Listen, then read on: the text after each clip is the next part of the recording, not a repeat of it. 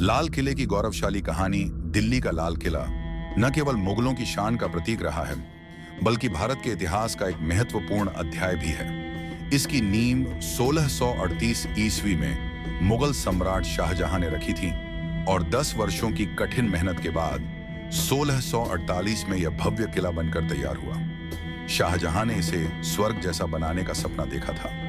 किले के भीतर बहती नहरें, फूलों से लदे बाग बगीचे, संगमरमर से सजी दीवारें और छतें, सोने चांदी की नक्काशी से सजे महल इसे जन्नत का आईना बनाते थे। किले के कमरों को तुर्की के मखमल और चीन की रेशमी पर्दों से सजाया गया था। हीरे जवाहरात से जड़ी सजावट में कोहिनूर हीरा भी शामिल था। करोड़ रुपए की लागत से बने इस किले का आधा खर्च सिर्फ शानदार महलों के निर्माण में लगा। यहीं स्थित था दुनिया का सबसे कीमती और भव्य मयूर सिंहासन। आगे चलकर लाल किला न केवल मुगल साम्राज्य का शक्ति केंद्र बना, बल्कि भारत के स्वतंत्रता संग्राम का भी साक्षी बना। दिल्ली को राजधानी बनाने का निर्णय 1631 में मुमताज महल के निधन के बाद शाहजहां ने ताजमहल बनवाने की शुरुआत की थी। लेकिन 7 साल बाद उन्होंने राजधानी को आगरा से दिल्ली स्थानांतरित करने का फैसला किया। इसके पीछे कई कारण थे। उत्तरी पश्चिमी सीमाओं पर बढ़ते विद्रोह और आक्रमणों को नियंत्रित करने के लिए दिल्ली की रणनीतिक स्थिति मुफीद थी। दिल्ली यमुना नदी के किनारे स्थित थी, जिससे आगरा से सेना और साजो सामान का स्थानांतरण सरल हो गया था।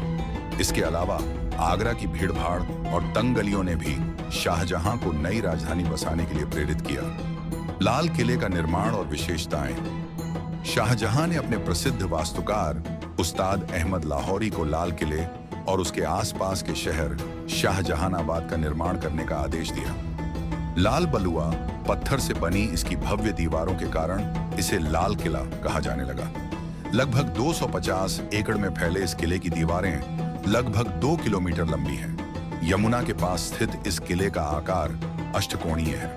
किले के भीतर सुंदर महल, मस्जिदें, बाग बगीचे और दरबार बने हैं, जो मुगल वास्तुकला की उत्कृष्टता को दर्शाते हैं। इसमें संगमरमर पर की गई फूलों की नक्काशी और सुंदर गुंबद मुगल शिल्पकला का अद्भुत उदाहरण है। लाल किले के प्रमुख स्थल। लाहौरी गेट, किले का मुख्य द्वार, जिसका मुंह लाहौर की ओर है। आज भी स्वतंत्रता दिवस पर प्रधानमंत्री यहीं से राष्ट्र को संबोधित करते हैं। छत्ता चौक, मीना बाजार, जहां शाही घरानों के लिए कीमती वस्तुएं बेची जाती थी।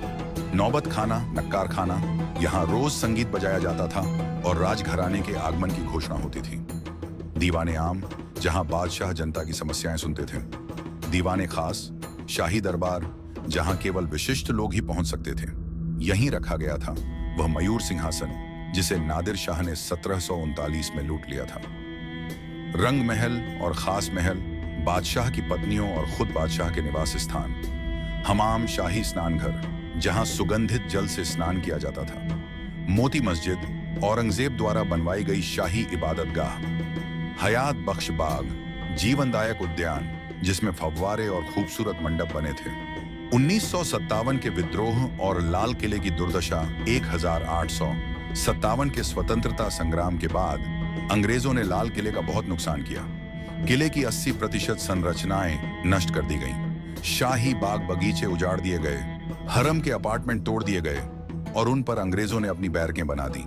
फिर भी तमाम जुल्म और तबाही के बावजूद लाल किले की दीवारें आज भी गर्व से खड़ी हैं, भारत के गौरवशाली अतीत की गवाही देती हुई। भारत का सिर्फ एक स्मारक नहीं, बल्कि इतिहास का वह पन्ना है जिसमें मुगलिया सल्तनत की रॉयल्टी, संघर्ष और स्वतंत्रता आंदोलन की झलक मिलती है।